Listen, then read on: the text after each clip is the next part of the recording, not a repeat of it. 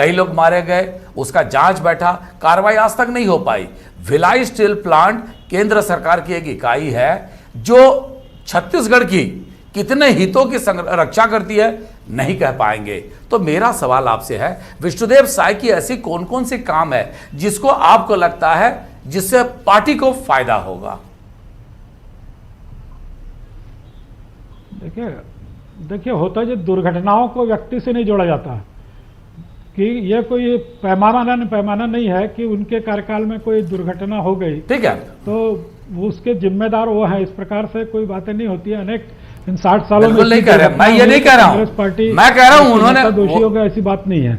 लेकिन विष्णुदेव साय जी कोई अकेले केंद्र में मंत्री नहीं थे, सारा मंत्रिमंडल और पूरे छत्तीसगढ़ के साथ उनके कार्यकाल में जितने काम छत्तीसगढ़ में भारतीय जनता पार्टी की सरकार ने किया, आखिर उस केंद्रीय मंत्री रहते हुए छत्तीसगढ़ के लिए अपने विभाग के साथ साथ अन्य विभागों का भी छत्तीसगढ़ के लिए जिस प्रकार से लाभ पहुंचा, बता दीजिए हम पूरे आंकड़े जो है जब समय आएगा उस विषय पर बात नहीं, उपासना जी रूप से बताएंगे। अगर इतना अच्छा काम हुआ, इतना अच्छा काम हुआ तो 2018 के चुनाव में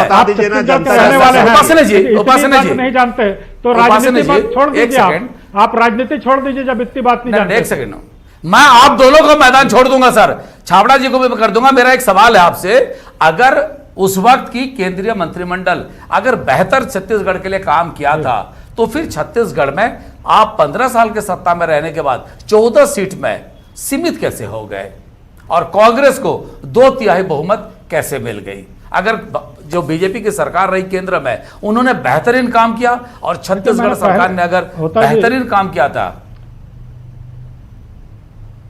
जी जी प्लीज बोले। होता जी, मैं पहले ही आपको कहा कि जिस प्रकार का बहिरुपया स्वरूप इस प्रदेश में कांग्रेस पार्टी ने चाहे शराबबंदी के नाम पर पूर्ण शराबबंदी, गंगा जल हाथ में लेकर कसम खाई कि हम आते ही और पूर्ण शराबबंदी करेंगे, बेरोजगारों के खाते में 2500 रुपए डालेंगे, बिजली बिल माफ करेंगे, प्रॉपर्टी टैक्स माफ करेंगे, इस प्रकार के जो लोक लुभावने नारे दिए और उन लोक लुभावने नारों में जनता ये समझ गई कि कांग्रेस पार्टी आएगी तो कम से कम हमारा हित इसमें समाहित होगा, हमको इतने लाभ मिल जाएंगे। लेकिन आज किसान भी ठगा गया है, जिनका 24,000 उनका जो पैसा है, छाबड़ा जी जवाब दे दीजिए, क्या कह रहे हैं उपासना जी का आरोप का? उनको नहीं दिया जो उनको मिलना चाहिए था। न्याय के नाम पर अन्याय किया जा रहा है किसानों के साथ। उनको 2500 रुपए आपने समर्थन मूल्य कहा और केंद्र का घोषित समर्थन मूल्य उनको दे दिया और बाकी 4 किस्तों में घोषित करके जो है आज उनको झुंझुना थमा दिया। ये न्याय नहीं है, ये अन्याय किसानों के साथ किया गया, बेरोजगारों के साथ अन्याय किया गया, आदिवासियों के साथ अन्याय किया, उनकी सारी योजनाएं समाप्त कर दी गई। यह सरकार क्या कर रहे हैं? जिस प्रकार से मैं तो कहता हूं कि लोकतंत्र की, मैं जवाब देना चाहता हूं, आजादी के बाद से एक ऐसी पहली सरकार है। बिल्कुल दीजिए, बिल्कुल दीजिए उपासना जी, छाबड़ा जी जवाब देना चाहते हैं। ठीक है, ठीक है, उपासना जी जवाब देना चाहते हैं छाबड़ा जी। नहीं दीजिए ना जवाब, तो उनके पास जवाब ही क्या है? जी उपासना जी ने 2 बड़ी बातें, मेरे पास जवाब है। मैं उपासना जी को चुनौती देकर एक बात कहना चाहता हूं कि यदि वे गंगा जल लेकर ये बात कह दें कि हमने गंगा जल उठाकर शराबबंदी की बात की थी तो मैं राजनीति से संन्यास ले लूंगा। हमने गंगा जल उठाकर यह बात कही थी कि हम किसानों का धान समर्थन मूल्य 2500 रुपए में खरीदेंगे और बड़े शान के साथ और गर्व के साथ इस बात को हम कह रहे हैं कि हम 2500 रुपए में खरीदेंगे। आपने जो कहा था वो आपने नहीं किया, उसके लिए आपको शर्म आनी चाहिए। हमें किसी प्रकार की शर्म नहीं आ रही है। हमने 1875 रुपए में धान यदि खरीदा है तो केंद्र सरकार से खरीदा, बचा हुआ जो धान का जो हम राजीव न्याय योजना लागू किए हैं, हम पूरी जिम्मेदारी के साथ इस बात को कह रहे हैं कि हम किसानों का एक एक पाई जो है उनके घर तक पहुंचा कर देंगे। आपके भारतीय जनता पार्टी के नेताओं के खाते में भी वो पैसा पहुंच गया है। आप अपने घर में अपना एसएमएस चेक करिए। यदि आप लोगों में साहस है भारतीय जनता पार्टी के नेताओं में, तो अपने मोबाइल का एसएमएस चेक करिए कि उसमें पैसा आया है कि नहीं आया है। आप क्या इस राजीव न्याय योजना का पैसा अस्वीकार करेंगे? यदि आपने साहस है तो ये करके बताइए। आप पिछले दरवाजे से तो राजीव न्याय योजना का पैसा ले रहे हैं भारतीय जनता पार्टी के, वो भी ऐसे लोग हैं जो तथाकथित 50 लाख मिस्ड कॉल सदस्य आपने बनाए थे, कहां गए वो? क्यों रोक कर रख लिया उसको? आप तो 53 रुपए दे रहे हैं, आपको तो शर्म आनी चाहिए। आप किस मुंह से भारतीय जनता पार्टी की बात कर रहे हैं? आपने धान का समर्थन मूल्य में खरीदने की बात की थी, कहां गया?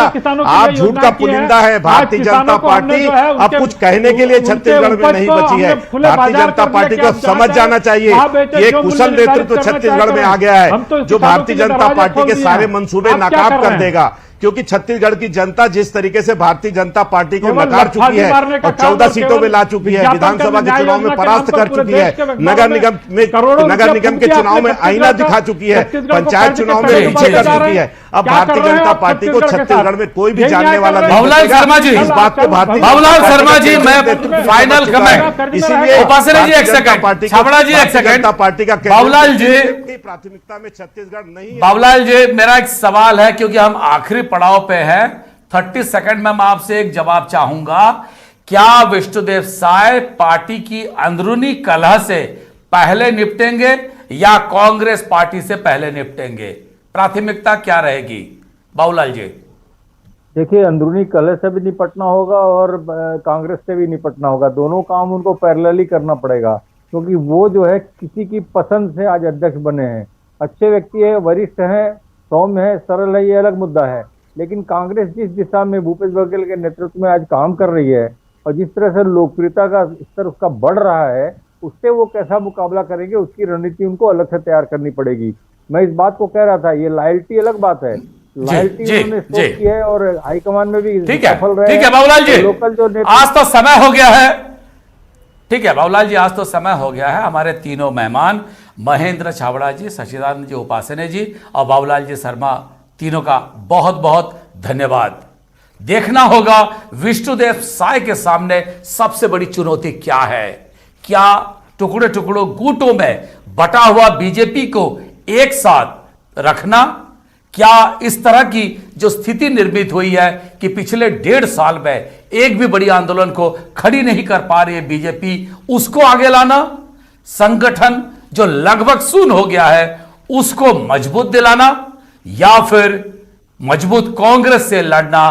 प्रायोरिटी विष्णुदेव साय को तय करना है, पर चुनौती बहुत ज्यादा है और देखना होगा 2023 तक काफी लंबी सफर है। 2002 साल में कहां तक पहुंच पाते हैं और क्या पार्टी को वाकई मजबूती दिला पाते हैं, क्योंकि प्रदेश में विपक्ष के नाम पर कमजोर विपक्षी है। आज जवाब तो देना होगा। मैं समय हो गया है, कल एक नए विषय को लेकर फिर आपके सामने उपस्थित होंगे। तब तक हमें दीजिए विदाई।